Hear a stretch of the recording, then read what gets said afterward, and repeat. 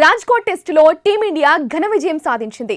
434 పరుగుల భారీ తేడాతో ప్రత్యర్థి ఇంగ్లాండ్ను మట్టి కరిపించింది.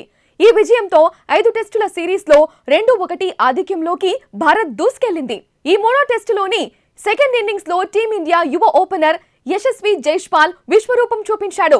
ఆకాశమే హద్దుగా చెలరేగిన జైస్వాల్ డబుల్ సెంచరీతో పెను విధ్వంసం సృష్టించాడు. అతనికి సర్ఫరాజ్ ఖాన్ కూడా సహకరించాడు.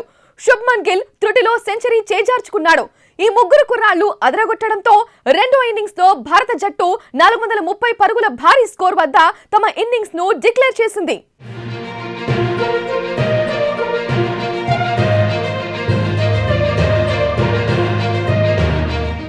దీంతో ఇంగ్లాండ్ ముందు టీమిండియా 557 పరుగుల భారీ లక్ష్యాన్ని ఉంచింది.